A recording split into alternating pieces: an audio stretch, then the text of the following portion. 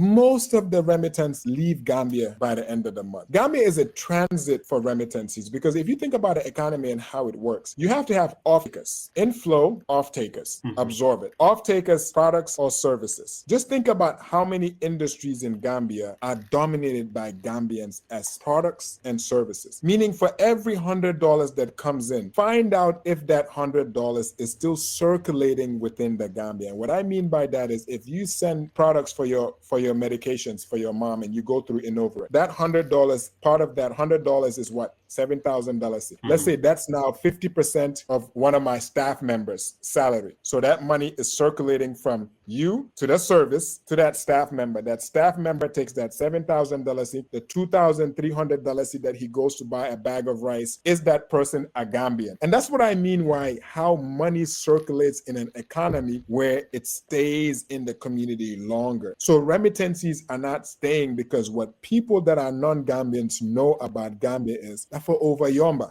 just be positioned as an off-taker for products and services, which is why if you realize how they come into our country, and I'm not xenophobic, but man, we've struggled too hard and our parents have struggled too hard for us not to open our eyes and see what's happening. That's why commodities is a sweet spot in Gambia. Building materials, 53% of our remittances goes towards building material. How many Gambians are off-takers of that 53%? So out of that 53%, maybe 3% is staying in the Gambia. Okay, so let me break this down, yeah?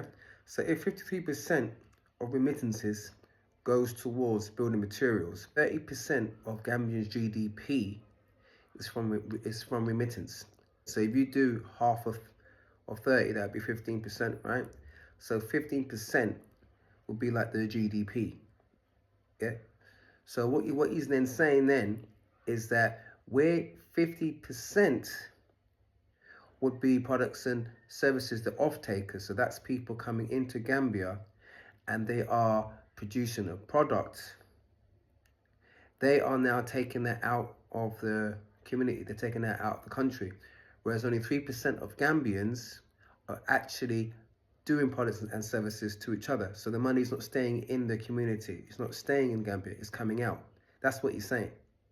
Wow. It's just a matter of awakening, but also even some countries, like I go to a Chinese community and open Innovrex and there's a healthcare service provider that's Chinese. You think the Chinese people are going to come and patronize my business? It's impossible. Yeah. But Gambia, we flow without paying attention where it's going. And our family members are also not being intentional about smart dollars to Gambia and recognize them because that's going to impact them a little bit harder. So I think we need to open up our eyes in terms of how that is flowing, especially in the diaspora. All right, let's have a rundown of this, yeah? Up to 30% of remittance comes from the diaspora into Gambia's GDP. Well, to be exact, it's 28%. Right, so that's the diaspora. And believe it or not, 14 to 20% of Gambia's GDP comes from tourism.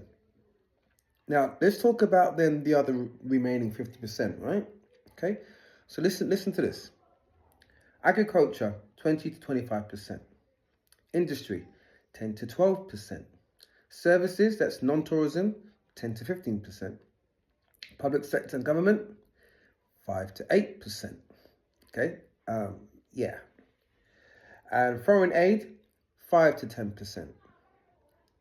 That's what makes up the whole GDP of money coming in. And what you've heard, 53% goes towards building materials, of which that needs to be researched, of which 3% of that the Gambia keeps.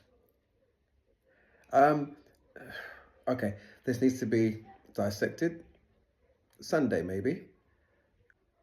And just to have in mind, they did miss something out on this list, yeah? And I will say it. What they missed on this list was corruption.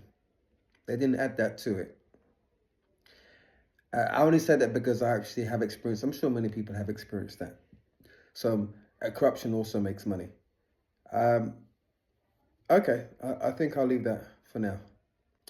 Thank you for this, Huey. We're in the spirit. So have this in mind, yeah? If you get rid of remittance and also the tourism sector,